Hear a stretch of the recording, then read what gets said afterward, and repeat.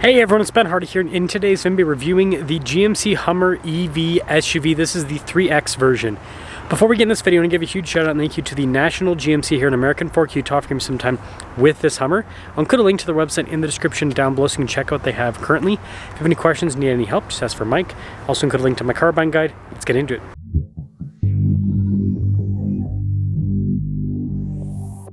Well, let's start things off by going over the EV specs. We've got about 1,000 horsepower, over 1,000 pound-feet of torque, 289 miles of electric driving range, a tri-electric motor setup, and a battery that is ridiculously big, over 200 kilowatt hours. Now, before we move on to the next part, I do want to mention, if you want to see more videos just like this, then I recommend you subscribe because I post content every single day. And, well, I tried to do the front trunk. Let's try that again. There we go.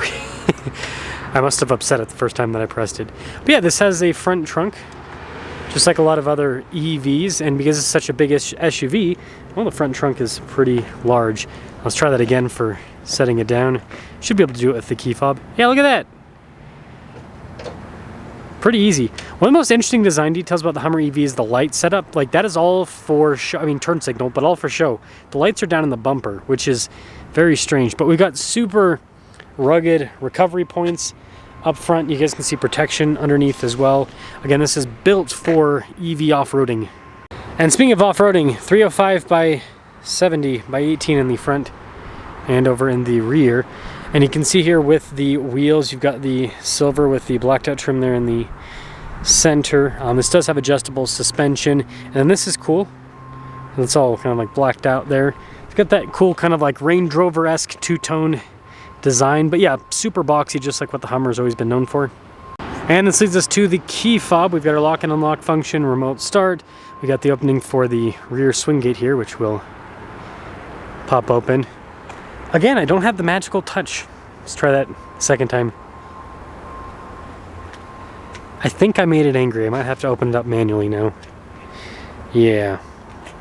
It's automatic. I just made it upset, apparently. But anyways, we've got tons of storage space here in the back. The loading floor is quite high. That is something to note. And then you can see here to throw it on the seats if you need even more storage. What's underneath this? Not much. Not much.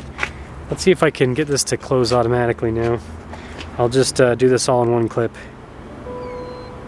Yeah, that works. Well, let's say it's user error. Anyways, the rest of the rear, got the giant spare tire there on the back. You got more recovery points. Again, looks like a Hummer SUV. This is funny, the door handles from the trucks. Anyways, we've got this cool kind of trim, like the handle to pull the door in.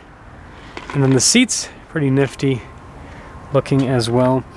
Getting in, you've got a grab handle that helps out. Legroom back here is pretty good. Got a little storage pocket.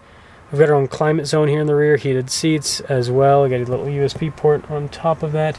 And then glass roof with this, so it feels open back here. And this leads us up front. Same thing with the nice trim here on the door panel, easy to clean. Got your memory seat function, all of our window controls, mirror adjustments, all of that. Blind spot running with the mirrors.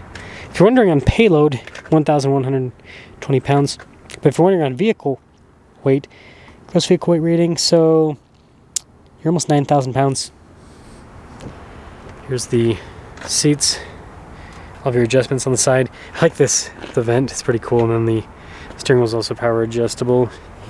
Pop up again. And look at this. Boom! EV future. Now taking a look at the steering wheel, you can see we've got nice trim all around. Super Cruise, which is always a cool feature. It says HEV there at the bottom. Radio controls on the back of the steering wheel as well.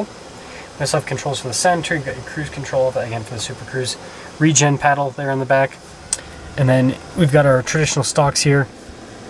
Full digital gauge cluster. Of course, it's going to have full digital gauge cluster. This is going to show you a lot of stuff here in the center depending on what you select. So for example, ride height, just you can change that and then it'll show you right there if you do the crab walk, all of that. 360 camera system with really good resolution, so that's always a big plus. And then as for the rest of the infotainment system, It is, you know, kind of custom with some of the animations for the Hummer EV, but very similar setup to other GM product. Just looks a little bit different. You got this cool off-road tab, which off-road drifting as if. But yeah, it makes it so you can just access everything for off-roading really easily.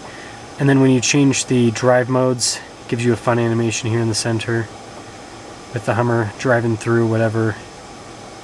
It does lag a little bit. It's very video game-esque. I feel like this is a car that only baby boomers can afford, but then they made animations for Gen Z. It's kind of weird. It's more of that nice trim on the dash, and then we just have a regular glove box down below.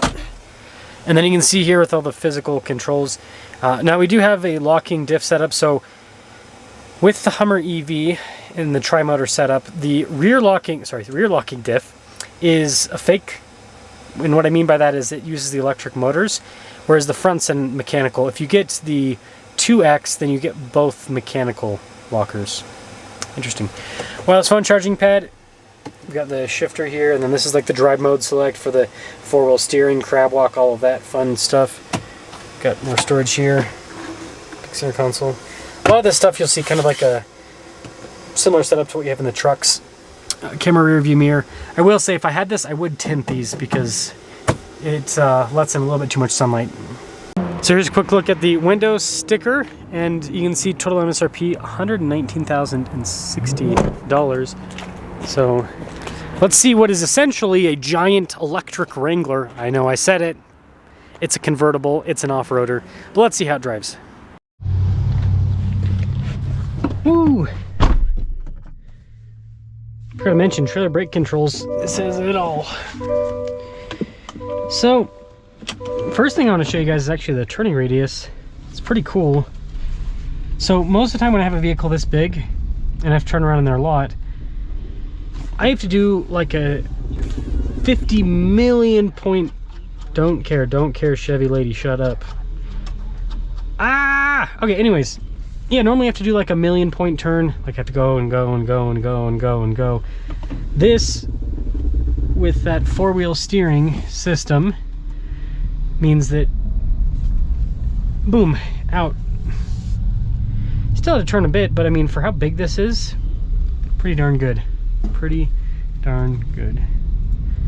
Now 2025 is supposed to be an update with the Hummer EV, and when I say update, basically they've made it so that, you know, they've refined some stuff so there shouldn't be as much rattling up top, and they've made it better off-road. We won't be able to test the off-road side of things today, but we'll at least be able to see how noisy and obnoxious that thing is up top. What I will say is the acceleration feels really cool. I'm not a huge fan of electric cars, but this thing's just unique. It's giant, it's kind of floaty. You know, it's got the air suspension and everything. And it's ridiculously heavy because of the huge battery. The thing that's funny is this on the window sticker says you'll save $1,000 in gas cost over 5 years compared to the average brand new car, because fully electric cars are considered to be the most efficient. But boy oh boy will you go through a lot of electricity with this. 212 kilowatt hour battery, or yeah, I think it's 212 with this one. I can't remember the exact amount. But anyways, battery pack this big, you are going to go through a ton. I mean a ton of electricity. I mean, it's just, you could power a house for probably over a week with how big this battery is. It's pretty crazy. So that's the paddle. That's pretty cool. And no brake. Yeah, that's interesting. Yeah, I will say it's not, the top's not doing the creaking that I've had in other Hummer EVs. So it seems like they've tightened that up. So that's good. Yeah, this thing's so cool. Turning radius is so, you don't even have to do a full lock to get this thing to turn. That's something that I appreciate.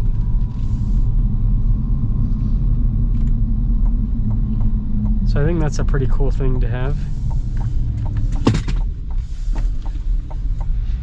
And, well, when it comes to acceleration, I mean, I'll let you guys decide for yourself, but it's a vehicle that doesn't feel that fast because of how heavy it is and how like high you are off the ground. I mean, look,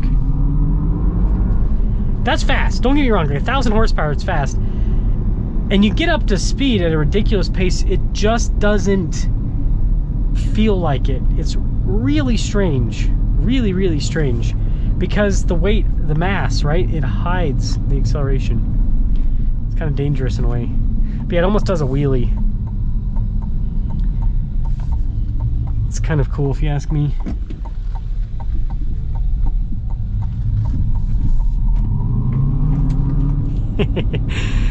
Yeah, that's fun.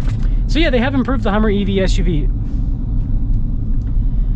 That being said, people just don't like EVs, and this has an EV with such a big battery pack. It's so impractical. I mean, even if you have a level 2 charger, it takes forever to charge this thing up. So daily driving, it's kind of difficult. It's expensive. And I do think that, and this is just my take, I think that General Motors has missed a massive opportunity that could have been massively profitable. And I really mean this. So they have this diesel engine, the 3-liter Duramax, that has been selling really well in their trucks. And they have two iconic off-road vehicles, the Blazer and the Hummer. Now, they brought the Blazer back as little unibody crossover, and they brought the Hummer back as still a cool looking boxy SUV, but it's an electric vehicle. So the point that I'm trying to get here is they could have brought back the Blazer and the Hummer in the forms that they brought them back in, and then they could have done another version with that 3.0 Duramax under the hood. Boxy, I mean, come on, boxy SUV with a diesel in the US market, it would have sold so well. They would still be sold out. I guarantee, even though the market on everything has slowed down a bit, they would still be sold out, because there's so many, including myself, that would love to have a boxy diesel off-road SUV. Brand new, warranty, all of that. So I think the Hummer EV is cool, and I don't think they should get rid of it, but I do think that they should put the Hummer nameplate on something that isn't EV. That's just kind of my 2 cents. So that's all.